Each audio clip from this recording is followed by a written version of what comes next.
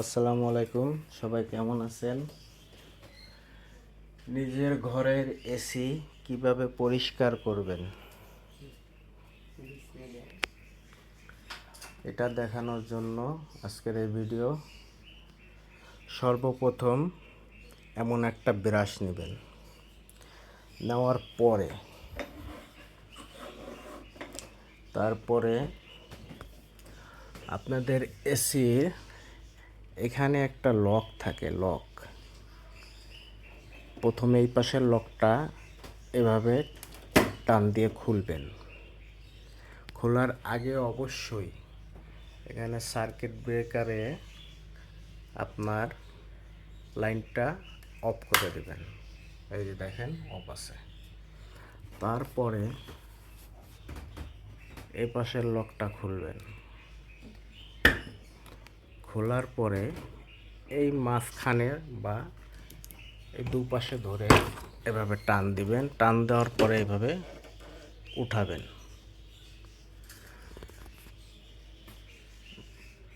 উঠানোর পরে ব্রাশটা দে।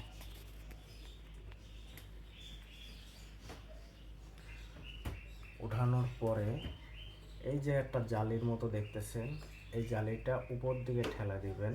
ঠেলা দেওয়ার পরে এটা এভাবে টান দিবেন। টান দেওয়ার পরে দেখেন এটা হালকা ময়লা আছে, আমি গতকাল পরিষ্কার করছি, তারপরেও দেখাচ্ছি। তারপরে রঙের ব্রাশ দিয়ে এভাবে, এই দেখেন তাও কিছুটা ময়লা আছে, এভাবে পরিষ্কার করবেন।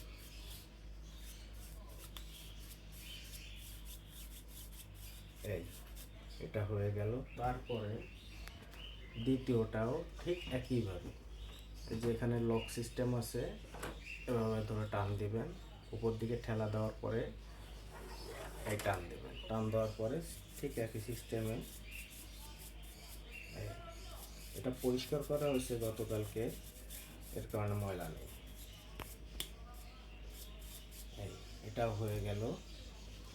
এরপরে এই যে ভিতরে এই যে দেখেন, এগুলোকে ঠিক এভাবে রঙের ব্রাশ দিয়ে আস্তে আস্তে এভাবে টান দিবেন। এই কারণ এখানে ধুলো ময়লা জমে থাকলে রুম ঠান্ডা হয় না। এই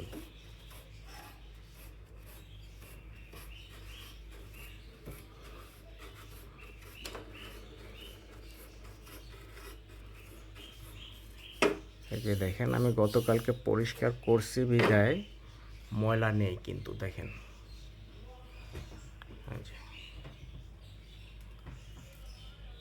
এভাবে যদি নিজেরা পরিষ্কার করতে পারেন, তাহলে সার্ভিসিংয়ের লোকের কোনো প্রয়োজন হয় না। আজকে এটা দেখেন, তারপরে আগামীকালকে অবশ্যই আউটডোর কিভাবে পরিষ্কার করতে হয় ওটার ভিডিও দেখাবো। এই যে দেখেন, রঙের ব্রাশ দিয়ে পরিষ্কার করলে এই ময়লাগুলো থাকে না। এরপরে এই যে জালিটা খোলা হয়েছে, এটা আবার কিভাবে লাগাইতে হবে দেখাইতেছি। দেখেন,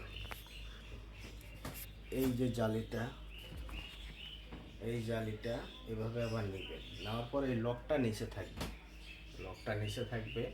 এটা এখানে এইভাবে, এই দেখেন, আস্তে আস্তে ঠেলা দিবেন। দেওয়ার পরে এই লকের জায়গা ঠিক এইভাবে বসায় নিচের দিকে এই চাপ দেবেন। এরপরে দ্বিতীয়টা, এই যে দেখেন, এই যে লকটা ঠিক এদিকে থাকবে এইভাবে। দ্বিতীয়টা ঠিক এইভাবে দেওয়ার পরে আস্তে আস্তে ঠেলা দিবেন। দেওয়ার পরে হালকা একটু উপরের দিকে করে নিচের দিকে টান দেবেন। এই যে হয়ে গেল। এরপরে এটা আস্তে নিচের দিকে টান দিলে তারপরে একটু চাপ দিবেন। এই যে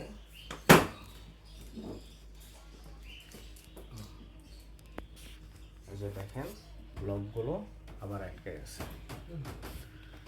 এই যে তারপরে আপনি এই যে সার্কিট ব্রেকারের লাইনটা দিবেন উপরের দিকে। এই যে দিলাম, এই দেখেন এখন লাইনটা পাইছে।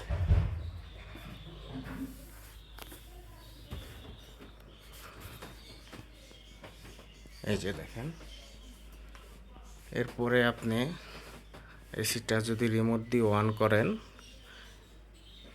অন করার পরে দেখবেন অল্পতেই রুম ঠান্ডা হয়ে গেছে এবং